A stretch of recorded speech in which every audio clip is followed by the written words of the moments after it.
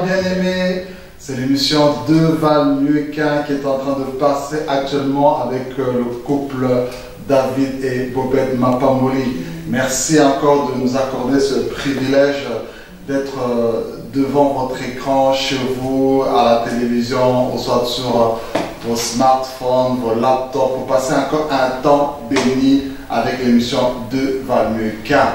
Alors aujourd'hui, nous ne sommes pas tout seuls, moi et ma ravissante épouse, nous avons un couple merveilleux qui nous vient tout droit de Libramont en Belgique. C'est vraiment la ville frontalière avec la France, le Luxembourg et l'Allemagne.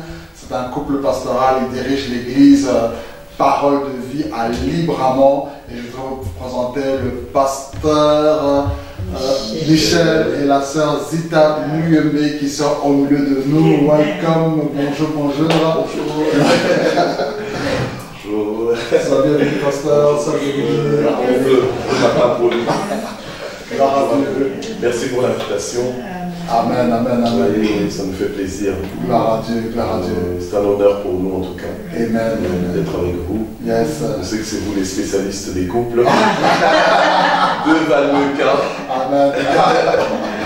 Donc vous pouvez sentir que l'ambiance coule bien, l'atmosphère du Saint-Esprit est là. Et moi je suis ravie de voir mon Avita parce que la fois passée je n'étais pas là quand ils étaient passés. Ça va quelques années. Et aujourd'hui je suis bénie, j'ai le privilège. Alléluia. C'est une grâce aussi d'être avec vous. Amen, amen. Oui. Alors aujourd'hui, il y a un point important que nous voulons partager avec vous et avec tout le public qui nous suit, qui a pour thème que l'homme ne sépare pas ce que Dieu a uni. Amen. Alors, pasteur, tu as eu cette invitation depuis quelques semaines. Je sais que tu étais même en voyage en Europe de l'Est pour prêcher l'évangile et tu m'as dit non, je vais prendre le temps de prier avec madame, réfléchir sur cela. Et voilà que vous avez eu à cœur de parler sur pourquoi que Dieu ne sépare pas ce que l'homme ne sépare pas ce que Dieu dit, excusez-nous. Alors, pourquoi avoir eu à cœur ce sujet-là alors qu'il y aurait peut-être un autre point qu'on aurait pu aborder aujourd'hui avec tous nos téléspectateurs? Voilà, en fait, merci beaucoup pour la parole. En fait, ce thème nous est vraiment venu à cœur parce que on regarde autour de nous, il y a beaucoup de gens qui sont mariés, et chrétiens comme non chrétiens, et il y a autant de divorces en fait chez les chrétiens comme les non chrétiens. Et donc, or la parole de Dieu nous dit que nul ne sépare ce que Dieu a uni. Donc on voulait vraiment que ce soit un moment d'encouragement, parce que nous, ça va bientôt faire 18 ans qu'on est mariés. Donc voilà, et donc si on y arrive, d'autres aussi peuvent y arriver. C'est pas une histoire impossible, c'est quelque chose qui est vraiment à la disposition de tout le monde, et on voulait justement contribuer à cet encouragement. Voilà. On voudrait qu'aujourd'hui, que cette émission puisse parler aux couples en difficulté, parce qu'on sait que ce n'est pas parce qu'on est marié que tout va bien, c'est pas parce qu'on est chrétien qu'on est marié que tout va bien, mais comment gérer en fait le quotidien pour qu'on reste unis dans le mariage. Donc c'est un peu ça qu'on avait à cœur, je sais pas si tu veux. Peut-être maman, je vais rajouter aussi. Parce que tu aurais pu penser le contraire de ce que monsieur dit, alors si tu t'es mis, tu t'es associé à lui. Non, je me suis associée à lui, bien sûr, et puis savoir que donc, le mariage, c'est une institution divine, c'est Dieu qui a créé cela. Et on a besoin aussi d'avoir aussi une préparation donc, au préalable quand on veut se marier. Donc comme c'est Dieu qui a créé ça, on doit pouvoir être informé, s'informer. Et je pense que des fois, il n'y a pas assez d'informations, les gens ne sont pas forcément fort informés du côté de l'homme ou soit de la femme. Une fois qu'on arrive dans le mariage, on se dit tiens, en tant que femme, tiens, qu'est-ce que je dois faire? Quelle est ma position? Quel est mon but? Et aussi pour l'homme, et je pense que oui, c'est un bon sujet. Et j'espère que ça va aider beaucoup de couples. Et beaucoup de jeunes gens aussi qui souhaitent se marier, qui aspirent au mariage. Et bien sûr à nous aussi, qui sommes déjà mariés depuis de nombreuses années. Gloire à Dieu. Alors, en tout cas, je pense que la première chose qui me vient à cœur, moi et sans doute mon épouse, c'est de vous dire félicitations pour atteindre déjà vos 18 ans. Nous sommes encore à bientôt 15 ans. On va faire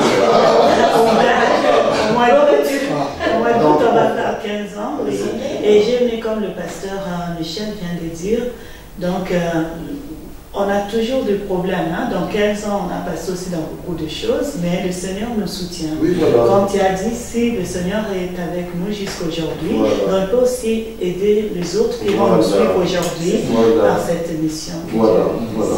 Je pense qu'on est vraiment dans une... Enfin, il est temps, en fait, pour tous les couples, en fait, d'être vrais. Parce que je pense que souvent, les gens s'imaginent qu'un mariage heureux, c'est un mariage où il n'y a pas eu de haut et de bas. Or, il y a, dans tous les mariages, en fait, là où il y a des relations, il y a toujours des hauts et des bas. Mais qu'est-ce qui fait qu'en fait que tel mariage tient la route, mais en profondeur, quoi. Parce que maintenant on est dans une génération de Facebook, de façade. Donc les gens vivent vraiment de façade. Ils donnent juste une façade. Donc au Facebook, tu vois un couple mais à la maison. Voilà, peut-être que c'est pas le cas. Enfin, on ne dit pas que c'est pareil pour tout le monde, oui, non. Mais bon, il y a des couples qui sont vraiment heureux, on voit qu'ils sont heureux de l'extérieur, à l'intérieur aussi ils sont heureux. Bon, mais le problème c'est qu'il y a beaucoup de couples qui sont en souffrance. Ils sont toujours ensemble, mais ils sont vraiment en souffrance. Et je pense qu'il est temps que les couples qui tiennent la route puissent commencer vraiment à parler aux autres et leur dire que ben, c'est un peu normal d'avoir des problèmes, mais comment les gérer maintenant avec Dieu, quoi. Voilà. Et surtout le thème de ce jour, c'est que nul ne sait pas ce que Dieu a uni. Donc on doit déjà se rappeler que si on est marié, c'est que c'est Dieu qui nous a unis. Donc tout part de là en fait. Parce que si tu ne tiens pas compte de Dieu, bah, tu peux te séparer quand tu veux. Voilà. Mais quand tu te dis chrétien, c'est que tu tiens compte de Dieu. Tu dois comprendre que la dimension du mariage, c'est pas juste une dimension humaine, mais c'est quelque chose qui est divin. C'est Dieu qui a programmé ça. Voilà. Donc c'est un peu ça qu'on voudrait faire passer comme message. Voilà. Ce point, c'est très important, ce que vous avez dit sur qu'on tient compte que surtout que c'est Dieu qui a uni le couple. Et, donc je voudrais vraiment qu'on puisse vraiment insister sur ce point-là pour tous les gens qui nous suivent ici, parce que le problème c'est que beaucoup de gens ou soit ne sont pas conscients que c'est Dieu qui unit, soit ils se sont quand même unis sans que Dieu ne soit l'auteur de cette union, et puis après maintenant il y a des catastrophes. C'est pourquoi la séparation aussi devient un peu facile. Le couple maintenant se réveille le matin, du jour au lendemain c'est fini. Donc ils oublient qu'il y a quelqu'un qui les a unis, c'est Dieu. Et on se rend pas compte que, en fait, des fois les gens oublient. Ils sont vite contents de se marier, de faire la fête. Et puis souvent même il faut une fête qui extravagante. La préparation. Voilà, et des fois même le fait de préparer cette fête cause des problèmes dans le couple pour après. Mais bon, bref. Mais enfin, je pense qu'il est quand même temps que chaque couple se fasse aider. Ma femme a dit tout à l'heure qu'il faut quand même se faire enseigner, il faut une bonne préparation. Maintenant, il y a des gens qui sont peut-être en train de nous suivre en ce moment et qui se disent, mais tiens, une bonne préparation, mais nous on n'a pas eu cette bonne préparation, donc il est trop tard. Non, il n'est pas trop tard. C'est pour ça justement que vous avez la grâce aujourd'hui d'être devant votre écran, de suivre cette émission et de suivre toutes les émissions de Vanueka. Parce que ce sont des émissions qui sont conçues pour aider les couples à avancer et à rester mariés, être heureux dans le mariage. Or, le verset qu'on a lu donc, dans Marc 10, verset 9, dit que l'homme ne sépare donc pas ce que Dieu a uni. On met l'accent sur le fait que c'est Dieu qui unit. Et quand Dieu unit, qui est l'homme pour vouloir séparer ce que lui a uni? Quand il unit, c'est qu'il a un plan. Et c'est un plan de bonheur, c'est un plan de bénédiction pour les couples. Donc les couples maintenant qui se retrouvent en difficulté doivent se dire, mais tiens, c'est quand même Dieu qui nous a unis. Donc malgré les difficultés, qu'est-ce que Dieu veut faire? Attendons-nous à Dieu et on va voir ce que Dieu va faire. Et nous, c'est des principes en fait qu'on a mis en pratique dans notre vie, qu'on continue de mettre en pratique. On n'oublie jamais que c'est Dieu qui nous a unis. Amen, amen. Maintenant, quelle que soit notre histoire n'est pas la vôtre. La façon dont on a commencé, c'est pas la même. Chacun son contexte. Voilà. Mais si vous avez abouti au mariage, c'est que Dieu est derrière. Donc il faut maintenant considérer cette alliance avec Dieu et chérir cette alliance, protéger cette alliance. Et le problème, c'est pour justement ne pas entrer dans la séparation. Parce que la séparation, c'est carrément satanique, parce que Dieu veut construire et toi, tu viens pour détruire. Donc Dieu veut unir, mais toi tu veux séparer. Donc, quelque part, si je comprends, dans les gens qui se séparent, ils désobéissent à Dieu. Ah ben oui, donc les gens qui se séparent, en fait, ils entrent en conflit avec le plan de Dieu. Ils estiment mieux savoir que Dieu. Parce que Dieu les a unis, parce qu'il sait ce qu'il est en train de faire. Donc c'est à eux de faire confiance en Dieu dans leur quotidien, et non pas commencer à se dire, ben, tiens, là, on est allé trop loin, on a ceci, cela, on se sépare. Non. Que nul ne sépare ce que Dieu a uni. On ne parle pas forcément que de la belle famille, ou des amis, ou quoi. On parle d'abord du couple. C'est d'abord le couple, donc le mari et la femme, ou bien la femme et son mari. Voilà. Et ce qui sous-entend aussi que Dieu a uni, et donc ça veut dire que toi, homme, toi, femme, tu as ta part à faire. Voilà. On a un travail en fait à faire. Dieu a uni, mais maintenant il nous laisse, je dirais comme si créer, en fait, oui, un couple. Maintenant on va créer notre couple et on va travailler dans notre mariage. Mais on a notre part à faire.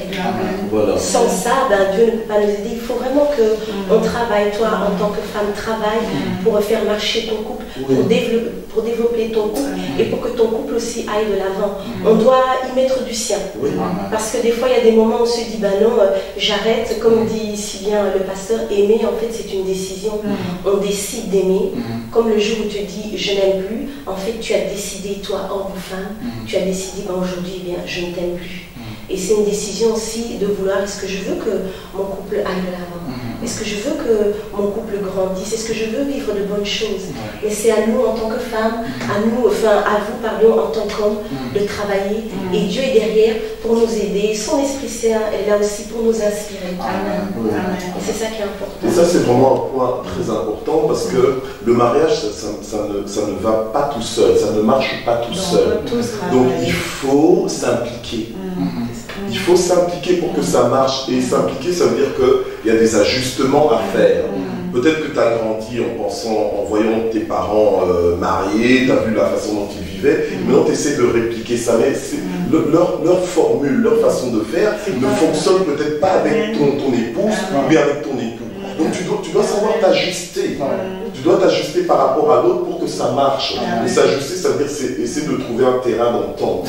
Donc il y a aussi des compromis à faire, sans pour autant, compromis ça ne veut pas dire péché, mais ça veut dire que accepter de changer certaines choses ou bien de ne pas vivre certaines choses afin que vous puissiez vivre ensemble heureux. Donc, ce que je suis en train de dire ici, c'est que pour les gens qui sont en train de nous suivre, qui se sentent tentés par la séparation, ben, la première chose qu'ils doivent déjà se dire, c'est que si on est marié, c'est que c'est Dieu qui nous a unis. Donc ne commencez pas à dire oui, mais ça avait déjà mal commencé. Non, c'est Dieu qui vous a unis. Donc maintenant, laissez faire Dieu, travaillez avec Dieu, associez-vous à Dieu, et vous allez voir comment les choses vont aller mieux. Et je ne vous le dis pas comme si en fait tout a toujours été facile pour nous, bien pour vous. Non, on parle d'expérience. On sait que dans les moments où c'était difficile pour nous, une des choses qui nous a maintenus, c'était de nous rappeler que c'est Dieu qui nous a unis. Et quand tu sais que c'est Dieu qui t'a uni, tu considères l'autre comme une bénédiction pour toi. Même si son caractère est difficile, même si sa façon de faire est compliquée, mais tu te dis, non, si Dieu sait mieux que moi ce dont j'avais besoin. Donc, alors maintenant, c'est maintenant à toi aussi de commencer à déclarer par ta propre bouche que non, tu es vraiment le mari qu'il me fallait. Tu es la femme qu'il me fallait. Dieu ne s'est pas trompé. Alors ça, ce sont des déclarations qui sont constructives. Et c'est ça qui t'aide à rester dans ton couple. Sinon, tu sors, tu claques la porte, tu entres dans le mariage comme si tu entrais dans un bus, et après tu ressors à l'arrêt où tu as envie de descendre. Mais c'est pas comme ça le mariage. Malheureusement. Alors, oui, mais je pense que deux va mieux qu'un. Bon, c'est une émission qui fortifie beaucoup de couples, mais j'ai envie de dire, surtout les couples chrétiens. Parce que les gens qui n'ont rien à faire avec le Seigneur, avec Dieu, ben, ils choisissent ce qu'ils veulent. C'est comme si tu vas dans un buffet, ben, tu prends ce que tu as envie de prendre et puis le reste, tu laisses. Mais avec Dieu, c'est pas comme ça. Avec Dieu, c'est quand tu sers Dieu, quand tu te consacres à Dieu, maintenant tu commences à l'honorer en toutes choses, et particulièrement dans ton couple. Et là, quand on va commencer à faire ça, là on n'aura plus de divorce, ou bien des séparations, ou bien on est toujours en couple, mais en réalité on est complètement séparés. Chacun vit dans son coin, chacun vit comme nous. On devient, comme on dit en Belgique, des cocoteurs. Donc on dort dans la même chambre, mais voilà. Voilà. Ça c'est très fort en tout cas. Parce que, alors, les gens ont compris maintenant que l'homme ne doit pas séparer ce que Dieu a uni. Et sans doute, des personnes nous regardent, ils sont stupéfaits, comment ces gens ont pu faire 18 ans, d'autres 15 ans, ils sont peut-être encore à une année, mais c'est déjà hyper chaud. Alors, ils prennent conscience que oui, c'est Dieu qui nous a unis, mais maintenant, quels sont des exemples pratiques ou bien des principes pratiques qu'on peut leur donner pour pouvoir vivre unis, pouvoir passer le cap d'une année, de 2 ans, de 3 ans, et peut-être que parmi ces principes, il y a aussi peut-être des expériences personnelles, Sarzita, que tu as eu avec ton mari ou vice-versa, que vous pouvez donner, c'était peut-être au niveau de la cuisine, ou c'était dans le domaine des sorties, ou bon, il y a tant de choses que Dieu peut vous mettre dans votre esprit à cet instant, mais je pense que ce que vous allez dire à cet instant va sans doute bénir la vie de quelqu'un à cet instant. Bien, pour les femmes, il y a bien sûr plein de petits trucs, mais je dirais peut-être quelques-uns comme ça. D'abord pour les femmes, pour garder ton mari, mais reste toujours, comme on le dit en anglais, attractive. Donc reste toujours, ton mari est toujours content de te voir, il aime te voir. C'est pas que tu dois dépenser des millions pour changer ta garde-robe, mais ne fût-ce qu'un petit parfum, je sais pas, changer des petites habitudes, se réveiller avec un grand sourire, ou je sais pas, aujourd'hui tu te dis bien je vais m'habiller comme je ne m'habille pas tous les jours, mais faire des choses en fait que ton mari aime, tout simplement. C'est ça. Et c'est déjà c'est déjà un changement, et c'est ça qui peut aussi garder ton mari. Comme on sait, les hommes, eux, c'est souvent le regard, l'odeur. Eh bien, fais-toi belle, sens bon. Tu n'as pas besoin d'acheter un parfum à 1000 €. Non, il y a aussi des bons petits parfums qu'on voit, je ne sais pas, chez Eddy ou chez Yves Rocher, des choses comme ça. Voilà. Aussi, je pourrais dire aussi la manière de dresser la table aussi. Il y a des moments où on se dit, tiens, ben, je vais mettre un peu des petits couverts différents cette fois-ci. Parce que souvent on a des couverts spécialement pour les invités. Ben, on va se faire plaisir. Aujourd'hui, ce seront des couverts et ben, pour toi et le mari a vécu 20 ans dans la vie. J'ai été reproché à ça, donc j'ai changé maintenant. Ce que je réserve pour les invités, maintenant je mets. Bon, c'est vrai que mais c'est vrai que ce que j'ai donné aussi de la maison, c'était aussi présentable. Mais j'ai dit, mais pourquoi pas? Parce que j'ai aussi déjà écouté ça. J'ai dit, pourquoi il faut seulement réserver des trucs à l'invité qui n'habite pas chez moi? Donc, mon grand invité, c'est chez moi. Je mets des assiettes qui lui convient aussi. Oui, vraiment, c'est des petites choses. Moi, je trouve dans le mariage, nous-mêmes, on complique les choses. C'est vraiment de petites choses. Et je dis chaque fois que nos hommes là ne demandent pas de grandes choses. Non, seulement de petites choses, de petits gestes et tout là. Ça suffit. Peut-être qu'il y a quelqu'un qui dit, oui, mais là tu parles pour ton homme. Il y a peut-être quelqu'un qui me suit qui est en train de dire, oui, mais là tu es en train de parler pour ton homme. Si tu connaissais mon mari. Il est trop difficile. D'accord, mais moi en général, je vois que les hommes, en tout cas, c'est comme des enfants. Si tu es une femme, ton maman dit, quand tu rentres dans le mariage, tu dois être préparé, informé et tout là. Et quand tu t'informes, tu verras que les hommes sont faciles. Si tu es vraiment une femme mature et tout là, tu sauras comment. C'est pour ça que je bénis le Seigneur pour votre émission, parce que je crois que au fil du temps, émission après émission, ça aide, ça édifie. Et les gens ont besoin d'être formés, parce que même la Bible le dit, que les femmes âgées, qu'elles apprennent aux jeunes femmes comment aimer leur mari. Donc aimer, ça s'apprend en fait. Ça s'apprend. Et puis je pense qu'il ne faut pas avoir honte quand on ne sait pas quelque chose, on ne connaît pas tout, mais on apprend. Et il ne faut pas avoir honte d'aller vers une maman, d'aller vers une sœur. Et si tu as des problèmes même intimes ou quoi que ce soit, il faut que tu puisses trouver quelqu'un en qui tu as confiance et qui peut t'aider. Surtout trouver vraiment une femme sage, une femme qui a déjà qui est déjà un bon exemple dans sa vie, une femme aussi sage et discrète. Et il faut vraiment apprendre en fait à être ouvert et dire écoute là en fait ça va pas, j'arrive pas à faire ceci, je comprends pas pourquoi. Et il y a des femmes qui sont là pour nous aider, comme des hommes aussi qui sont là pour aider nos frères. Et je crois qu'il faut vraiment enlever ce masque de tout va bien, je sais bien, non, parce qu'on ne sait pas tout. Et on apprend toujours avec l'expérience. Et ça, je pense justement, pour rebondir là-dessus, je pense qu'en fait que les couples, les couples, et même, j'ai envie de dire, les chrétiens, je dis, on doit quand même, parce que souvent on est toujours là, oui, tout va bien par la foi, mais des fois c'est même pas par la foi, tu dis juste tout va bien, juste pour masquer, mais on sait bien que ça ne va pas, tout le monde sait, même l'église sait que ça ne va pas, mais vous êtes toujours, allez, je veux dire, même le pasteur, vous lui cachez, je veux dire, mais c'est votre pasteur, c'est comme si tu vas chez le médecin, et que le médecin te dit, bon maintenant je dois t'ausculter, et tu dis, ah non, tu es pudique, mais attends, mais c'est quoi? Je veux dire, même si tu caches tes problèmes, par exemple de couple, à ton propre pasteur, mais comment est-ce que tu veux qu'on t'aide? Vous voyez ce que je veux dire? Et il y a beaucoup de couples comme ça, en difficulté, parce qu'ils cachent tout. Mais il y a des fidèles aussi. Peut-être leur pasteur n'est pas leur exemple aussi, dans leur couple aussi. Si leur pasteur n'est pas leur exemple, pourquoi est-ce qu'ils sont dans cette église? C'est ça aussi. Maintenant, c'est vrai que c'est ça le problème. On est dans les églises seulement pour, je crois,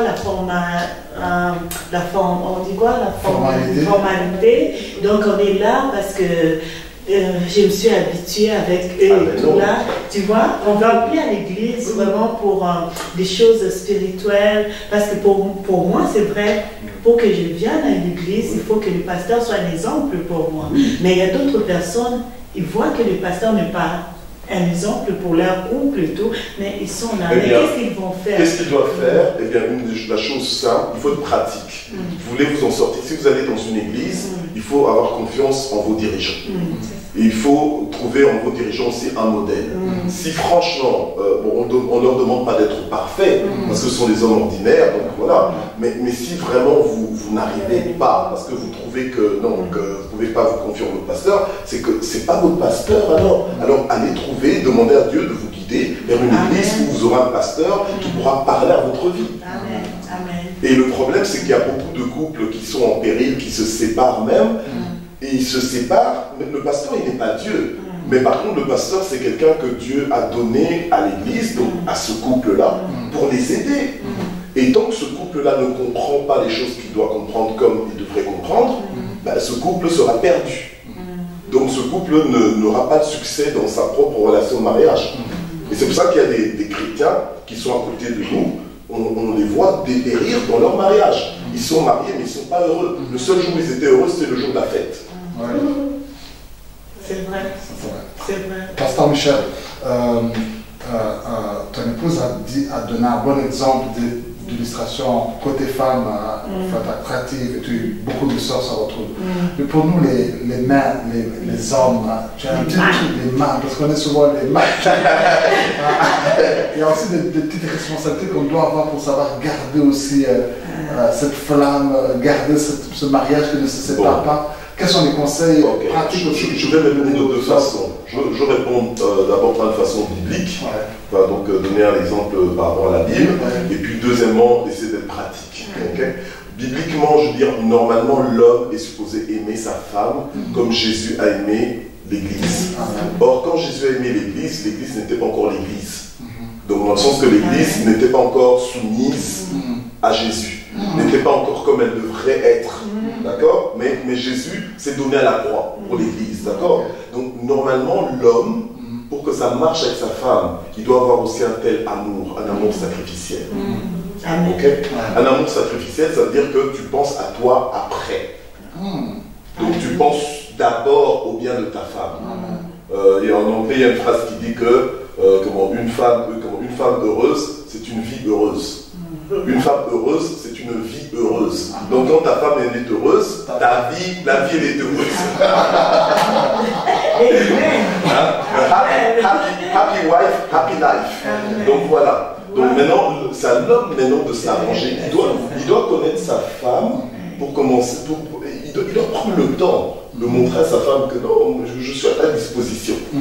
Voilà, même si on dit que c'est l'homme qui est le chef de la femme, mais les désirs de la femme, ça devient un peu comme des ordres aussi. D'accord? Donc tu commences à vouloir faire pour plaire à ta femme. Et quand ta femme elle est heureuse, ben écoute, tu peux demander tout ce que tu veux. Tu le rends sur un plateau. Ben oui, voilà. Mais il faut avoir cet amour sacrificiel, c'est un amour qui se donne. Et la chose c'est quoi? C'est oui, mais moi je me suis donné, c'est la première année, c'est encore facile pour moi. Mais année après année, il faut tout faire comme nous faisons pour le Seigneur. Il faut soit être intentionnel. Intentionnel, c'est-à-dire que ton corps n'a peut-être pas envie. Ton histoire ne te donne peut-être pas envie, mais tu dis que non, je veux que mon couple soit bien. Parce que c'est mon couple. Moi, ma femme, c'est une très belle femme. Pour moi, c'est Miss Univers, c'est la plus belle femme du monde. Gloire à Dieu. Mais ça n'exclut pas qu'il y a d'autres belles femmes autour. Vous comprenez? Mais quand je l'ai choisie, elle, donc je me consacre à elle. Vous voyez? Et ça, pourquoi? Parce que je sais que c'est Dieu qui m'a uni à elle. Dieu a un plan. Je respecte ce plan. Et voilà. Donc, moi je pense que les mariages qui marchent sont les mariages où les deux conjoints craignent Dieu. Amen. Ouais. Si ne craignent plus Dieu, là je suis désolé, mais on ne peut plus rien faire. On ne peut plus rien faire. Peut-être quand le mari commence à regarder dehors, alors il cause des problèmes dans les foyers pour qu'il parle. Oui. C'est ça. Bon, mais maintenant, si par exemple c'est le mari qui se comporte mal et que la femme elle craint Dieu, mais c'est pas forcément sa responsabilité de se défaire de son mari. Elle doit plutôt prier, parce que, allez, si tu pries le Dieu des miracles, attends-toi à ce que Dieu te fasse un miracle aussi. Parce que souvent c'est trop facile, on dit ouais, il est le Dieu des miracles. Mais maintenant, quand tu es dans une situation où tu as besoin d'un miracle, on ne te voit plus. Tu pars, tu décides toi-même. Voilà, alors dans la partie pratique, en fait, comment un homme peut vraiment maintenir son couple, comment est-ce qu'il peut s'impliquer. Voilà, je pense que c'est déjà la considération, comment tu traites ton épouse. Parce que je veux dire, si tu la traites comme un paillasson, c'est clair que déjà dès le départ, ça ne va pas marcher. Parce que si tu penses que tu es le chef de la maison, enfin bref, tu es le dictateur, ça ne va pas marcher. Mais si tu la prends comme une amie, comme une partenaire de vie, dans le sens que déjà la façon dont tu la salues, la façon dont tu la traites, parce que bon, voilà, moi je connais par exemple un jeune couple, avant qu'ils se marient, maintenant ils sont mariés et tout ça, mais déjà même le mari, pour porter le sac de la femme, c'était tout un problème. Moi je me dis, pourquoi c'était un problème? Je veux dire, c'est le sac de celle que tu aimes. Elle porte son sac s'il le faut. Enfin, je veux dire, il ne devrait pas y avoir de tabou entre dans le couple, quoi. Donc si la femme peut te faire quelque chose, toi aussi tu peux lui faire ça. Je sais, elle peut t'apporter de l'eau, toi aussi tu peux lui apporter de l'eau à boire. Bon, c'est juste des petites choses comme ça, c'est d'être un peu simple. Il ne faut pas toujours se dire, tiens, les hommes ne font pas ça. Moi, par exemple, mon propre père, il fait la vaisselle, quoi. Je veux dire, des fois il fait la vaisselle, je dirais, ma mère elle est là, elle fait autre chose, mais lui il fait la vaisselle, pas de problème. Donc moi pareil, donc je peux aussi faire la vaisselle, des fois même je peux préparer, si ma femme n'a pas envie de préparer, il ne faut pas que j'en fasse un problème d'État, parce qu'elle n'a pas envie de me préparer, et donc ça devient une guerre, je commence à appeler tout le monde, je dis, mais c'est quoi cette femme et tout ça. Non, je veux dire, moi aussi je sais préparer, donc je dis, ben voilà, je vais préparer, et puis je prépare. Il prépare très bien, il fait des pâtisseries. Voilà, c'est juste. C'est juste, mais bon, voilà, c'est juste des exemples pour montrer comment on peut s'impliquer. Et puis je pense que une autre façon aussi, c'est d'être patient. Parce que nous aussi, les hommes, bon, des fois on peut être assez impulsif ou bien quoi, ou bien des fois juste une petite réponse, mais c'est la réponse qui refroidit complètement. Donc on fait un peu attention à ce niveau-là pour essayer d'alimenter vraiment le couple et aussi avoir un peu d'humour, quoi. Des fois, même si tu n'as pas envie de blaguer, tu vois que ta femme est peut-être pas très contente, et tu viens un peu essayer un peu de la chatouiller, ou bien un peu essayer de lui faire plaisir, essayer de rigoler un peu, de faire des blagues. À un moment donné, elle va finir par rire. Même si elle ne rigole pas tout de suite, elle rigolerait une autre fois. Donc au moins tu as fait ces blagues-là. Non, c'est vraiment important. Parce que sinon, si tu ne t'impliques pas, et que quand elle n'est pas contente, toi tu ne fais pas attention, c'est pas normal. C'est pas normal. Il faut que tu t'impliques. Il faut qu'elle sente que qu'elle est ta priorité. Même après des années, nous c'est 18 ans, Mais je veux dire, on est, voilà, on ne prend pas ça pour acquis, mais on y travaille, on y travaille. C'est pas tous les jours où tu te réveilles, c'est pas tous les jours où tu te réveilles et tu te dis « Ah, c'est super que je sois marié ». Non, les jours où tu te réveilles, tu ne le dis peut-être pas, ou bien tu ne le sens peut-être pas, mais tu es obligé maintenant mentalement de te dire « C'est super que je sois marié », mais des fois il faut le dire aussi. Vous voyez? Donc il faut être intentionnel en fait, c'est vraiment ça. C'est ça. Et les hommes aussi savoir dire de belles choses. Voilà. Les femmes, on est comme des fleurs. Et les femmes, elles aiment entendre aussi chérie, tu sais que je t'aime. On aime entendre ça. Ou je ne sais pas, par exemple, j'ai mis une belle robe. Tu te fais belle. Mais moi, j'aime entendre et que mon mari me dise mais tu es belle. Et il y a des maris qui me disent rien. Et je n'aimerais pas. Je sors et puis après c'est quelqu'un d'autre qui me dit ah mais tu es belle, ah ben la robe que tu as mise tu es belle. C'est ça. Tu es peut-être contente toi femme mais tu te dis mais tiens mais la personne la plus importante elle ne me l'a même pas dit. Et c'est ça donc les hommes il faut savoir dire bon même si elle sait que tu l'aimes mais nous on aime entendre. On aime entendre aujourd'hui mais non on aime entendre tiens tu es belle. Oh merci on aime. Et je crois qu'il ne faut pas se lasser. Nous, les femmes, c'est ça qui nous fait vivre. C'est comme de l'eau pour une femme. En fait, il faut être dragueur. En fait, l'homme doit être dragueur. L'homme doit être dragueur, mais pas dragueur des autres femmes, mais de sa propre femme. Voilà. Tant qu'il continue de la draguer un temps, il faut la surprendre en fait. Draguer, il faut surprendre. Il faut savoir surprendre. Voilà. Surprendre dans les mots, surprendre dans les gestes, savoir nous prendre, savoir nous... Je ne sais pas. Mais toutes ces choses-là, c'est ça qui alimente et c'est ça qui fait du bien. Amen. Je crois qu'il ne faut pas se gêner, c'est un jardin secret entre nous et on est libre dans le mariage, on est vraiment libre, on ne pêche pas. On ne pêche pas, on est vraiment libre. Et puis dire aussi à ta femme, je te comprends, quand tu la comprends, tu dis je te comprends. Oui. Même si tu ne comprends pas. Non. Quand tu la comprends, faut pas juste dire je l'ai compris, il faut lui dire je te comprends. Non, mais pas parce qu'il y a des hommes qui disent je te comprends. Mais ils ne comprennent pas. Que tu les voilà. Parce qu'il y a beaucoup de gens qui se disent oui, moi je veux bien, c'est beau de vous voir parler de couple et tout ça, mais c'est bien, vous êtes à deux. Mais moi, dans ma situation, moi je suis un homme et ma femme ne veut plus, ou bien moi je suis une femme et mon mari ne veut plus rien entendre. Je fais comment? Tu fais comment? La Bible dit que nul ne sépare ce que Dieu a uni. Ce que tu fais, c'est que tu pries. Ce que tu fais, c'est que tu es patient, tu t'armes de patience. Ce que tu fais, tu continues de faire le bien. Tu continues de faire ce que tu dois faire parce que tu crois que c'est Dieu qui t'a uni à ce conjoint-là. Et puis voilà. Maintenant, jusqu'à quel point tu dois patienter, parce qu'on a vu des drames, on a vu des hommes battus, des hommes battus, des femmes battues aussi. C'est un point qu'on voulait quand même arriver aussi là, parce que, bon, tu as parlé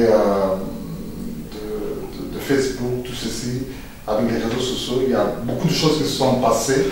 Je pense que les gens qui suivent l'actualité, il y a eu des cas où soit c'est le mari qui tue la femme, soit c'est la femme qui tue le mari, soit il brûle l'autre, tout ceci. Et puis bon, les gens se posent la question, si peut-être ils s'étaient séparés, chacun dans son coin, on aurait pu éviter ce drame. Maintenant, peut-être des personnes aussi qui souffrent en silence, qui sont dans ce cas-là. Il est battu par son mari ou par sa femme. Qu'est-ce qu'on peut leur dire? Comment peut-on les aider, pasteur? Ben justement, vous avez dit la chose, ils souffrent en silence. On a dit tout à l'heure qu'il faut parler. Je suis désolé, des gens se marient, ils ont des témoins de mariage, ils ont des parrains de mariage. Ils servent à quoi? Ces parrains de mariage. Donc il faut déjà bien choisir ses parrains. Non, c'est pas juste un titre honorifique. Oh, c'est mon parrain, non. C'est-à-dire que quand tu décides que ce sera mon parrain de mariage ou bien ma marraine de mariage, c'est que tu as déjà choisi des gens qui sont exemplaires pour toi, des gens en qui tu as décidé, même s'ils ne sont pas de la même génération que toi, mais au moins tu as décidé de leur donner un droit de parole à ta vie, à ton couple. Voilà. Donc souffrir en silence, je veux dire, si tu souffres en silence, c'est ta responsabilité. Mais tu ne dois pas souffrir en silence. Tu dois parler. Tu as un pasteur, tu as tes parrains de mariage, tu as aussi des amis qui sont chrétiens. Donc parle-leur, demande-leur de t'aider. Amen. Voilà. C'est vraiment une décision en fait. Oui. Tu décides de souffrir en silence, comme tu décides non maintenant. Je vais en parler. Oui, il faut que cette situation s'arrête, je me mets debout. Et aussi souvent, dans les couples, on se dit toujours oui, mais c'est d'abord l'autre qui doit changer. Et puis moi, je vais changer. Mais en fait, c'est que d'abord, toi-même, tu dois d'abord changer pour que l'autre change. Et c'est là où il y a aussi, il y a des choses qui vont commencer à bouger et se transformer. Des fois, on est là derrière, non, je ne changerai pas tant que lui ne fera pas ceci, tant qu'elle ne fera pas cela, eh bien, moi, je ne ferai rien et je vais attendre. Et des fois, on peut attendre, et jusqu'à un point, et bien voilà, c'est le désordre, le désordre, le divorce. Alors que si on avait décidé, parce que tout est une décision, les actes que je fais, bon, je prends ceci, pourquoi? Parce que j'ai décidé dans ma tête de prendre ceci. J'ai décidé dans ma tête de déposer ceci. J'ai décidé maintenant, oui, que cette situation que je suis en train de vivre avec mon époux, avec mon épouse, aujourd'hui c'est fini. Alors toi qui te trouves derrière cet écran qui écoute, aujourd'hui décide, je veux que ma situation elle change. Et c'est toi qui détiens en fait la solution entre tes mains, en fait la clé pour que ça s'arrête. C'est à toi de décider maintenant, ok, je dépose les actes et Seigneur maintenant viens et aide-moi. Et je crois qu'aujourd'hui si tu es là, décide. Et aujourd'hui décide mon frère ou ma soeur de changer. Tu dis non, aujourd'hui d'accord, je vais changer, je dépose les armes. Et tu verras comment le Dieu que tu sers, le Dieu que je sers, le Dieu des miracles, il a le pouvoir de changer tes temps, tes circonstances et ton foyer et ton Amen. Non, c'est comme tu dis, dans le couple on ne vient pas pour être heureux, mais on vient pour rendre l'autre heureux. Hein? Donc c'est ça. Donc le travail c'est d'abord toi d'abord, tu commences. Oui, il ne faut pas attendre l'autre commence et tout. Là, toi, tu fais quoi? Hein? Tu dois aussi changer parce que des fois, c'est vrai, dans le couple, on veut que l'autre change. Je veux qu'il soit comme moi, je veux. Mais toi, qu'est-ce que tu fais comme lui, il aime aussi chez toi? Voilà, c'est ça, apprendre ce que l'autre aime. C'est ça aussi, apprendre, tiens, l'autre aime que je fasse ceci. Ah ben, je vais le faire. Et quand bien même, toi, tu dis oui, c'est pas forcément ce que moi j'aime, mais le faire. Oui, parce qu'il y a souvent beaucoup d'égoïsme, en fait. Et moi, je pense que, c'est un peu réducteur ce que je dis, mais souvent, les problèmes de couple, c'est dû à un problème de relation personnelle avec Dieu. Dès que ça va plus trop avec Dieu, ça va se ressentir dans la relation avec le couple et même en dehors du couple. Donc souvent le problème relationnel qu'on a, c'est d'abord parce qu'avec Dieu, ça marche plus trop. Donc je pense que les couples qui sont en problème, qu'ils arrêtent un peu leurs problèmes et qui décident même de faire un retour à Dieu. Vraiment, je ne parle pas de ça pour être spirituel, mais le truc c'est que quand tu reviens à Jésus, tu te soumets vraiment à Jésus. Donc du coup, même ta femme ou bien ton mari, tu ne vas plus le considérer comme un adversaire, mais tu seras conciliant. Tu vas supporter des choses, pour rendre l'autre heureux. Parce que l'amour, en fait, l'amour véritable, c'est un amour qui se donne. Pas qui donne, mais qui se donne. Donc, c'est-à-dire la personne elle-même se donne. Voilà. Et la plupart des problèmes qu'on a, c'est parce que les gens sont devenus tellement égoïstes. Ils sont chrétiens de nom, mais pas de relation avec Dieu. Waouh, gloire à Dieu, gloire à Dieu. Nous sommes bénis, chers amis, chers internautes, chers téléspectateurs, par cette émission de Valmequin sur le thème que l'homme ne sépare pas ce que Dieu a uni avec nos amis, le couple Michel et la sœur Zita qui sont au milieu de nous. Alors nous acheminons petit à petit à la fin de cette émission, mais je dirais... On a à peine commencé. C'est ça, quand la présence de Dieu est là, le temps devient très court. Voilà pourquoi je comprends des versets bibliques quand Pierre disait, Seigneur, qu'on construise juste une tente ici, qu'on reste ici, parce qu'on ne voit plus le temps passer. Mais compte tenu du monde dans lequel nous vivons, nous devons être dans le timing. Mais je voudrais vraiment vous laisser cet honneur de pouvoir dire un dernier mot encore par rapport à ce sujet, que l'homme ne sépare pas ce que Dieu a uni. Surtout pour ceux qui ne connaissent pas aussi, parce que le pasteur vient de dire qu'il faut que Jésus soit dans votre couple. Voilà, tout à fait. Et ceux qui ne connaissent pas Jésus, qu'est-ce qu'ils doivent faire? Voilà, donc ce sera en même temps dire un dernier mot par rapport à ce sujet, et aussi après prier, surtout parce que c'est une occasion où des gens peuvent donner premièrement leur vie à Jésus, ça sera le grand secret. Deuxièmement, pour d'autres qui étaient chrétiens, peut-être ils ont compris que leur relation était toute bien. Ils ont aussi l'occasion, pendant que certains vont donner leur vie à Jésus, eux aussi puissent restaurer leur relation avec Dieu. Et puis, troisièmement, prier pour les couples qui ont besoin de pouvoir rester unis. Et aussi prier pour les couples qui sont sur la menace de la séparation, qui est toujours une solution. Donc, à vous, Zita et Pasteur Michel. Vous regardez dans les yeux. On se parle, c'est après 18 ans. Des fois, on a même besoin de mots, on se regarde, on se voit. C'est comme la fois passée, juste une petite parenthèse. Je prends mon téléphone pour appeler ma femme. Ma femme m'a dit, mais tu lis dans mes pensées, je m'apprête aussi à t'appeler. Et les enfants sont en train de t'entendre. Voilà. C'est ça, voilà, c'est l'amour. Oui. Donc voilà, je voudrais en fait vraiment encourager chaque couple, en tout cas des couples en Christ, et même les couples qui ne sont pas en Christ, mais si vous êtes aujourd'hui devant cette émission, c'est que certainement vous recherchez une solution et vous cherchez vraiment à nourrir votre couple, votre mariage. Donc je voudrais vraiment vous encourager pour vraiment vous dire d'être vrai, sincère vis-à-vis de vous-même, sincère vis-à-vis de votre conjoint, et de décider donc de vous en sortir, donc de décider de rester marié, mais marié heureux, et donc de décider aussi de construire avec Dieu, donc de l'inviter dans votre vie, lui dire bon voilà Seigneur, nous avons vécu jusque-là de façon autonome, mais aujourd'hui nous voulons de façon indépendante de toi, mais aujourd'hui nous voulons vraiment t'inviter à régner dans notre couple.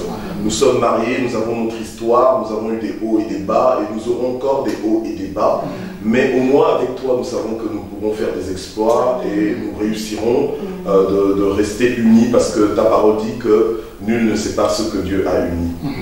Alors tu dis simplement à Dieu, Seigneur, entre dans ma vie, entre dans mon cœur aujourd'hui et viens régner au nom de Jésus-Christ. Sois le Seigneur de mon couple.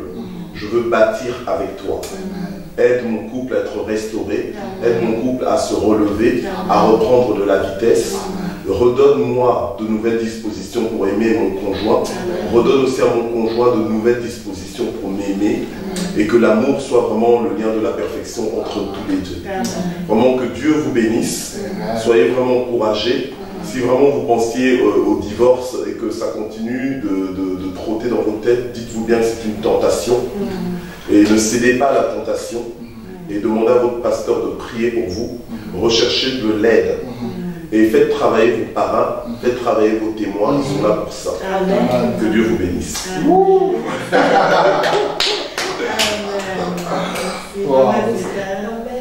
En tout cas, moi j'ai vraiment dans mon esprit, le Seigneur me dit que toi qui dis dans ton cœur, je suis fatiguée.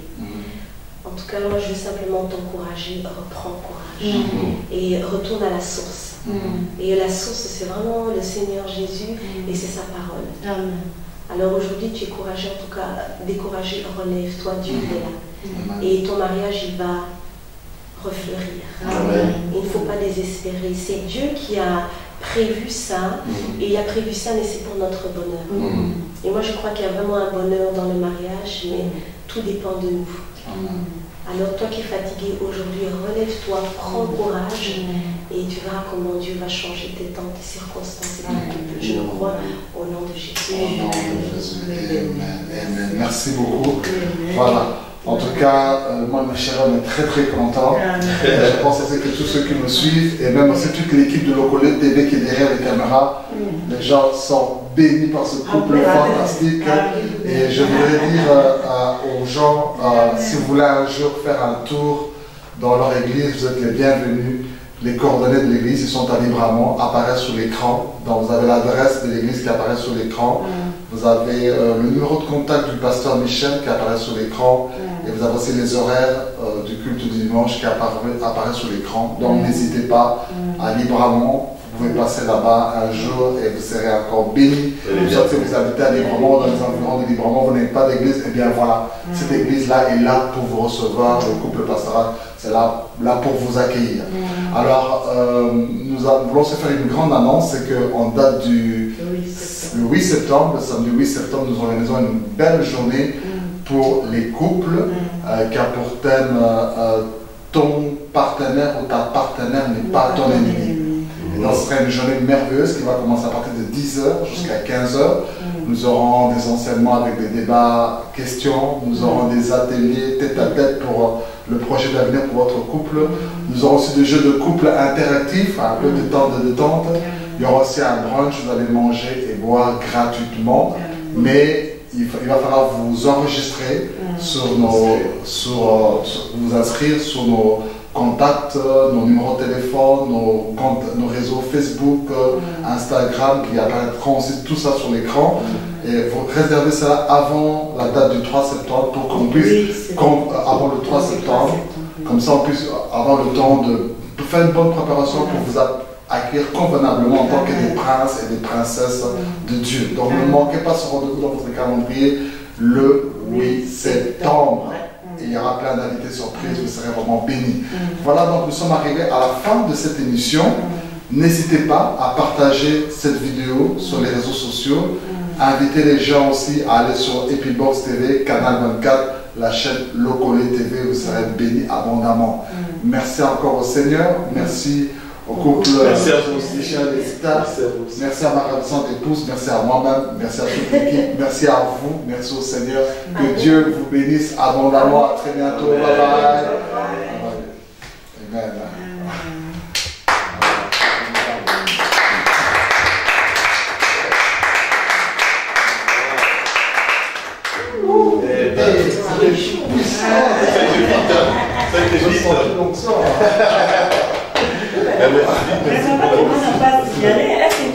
C'était 5 minutes. Mais papa et moi qui m'a fait mal. Parce que je regardais le papa qui est mort.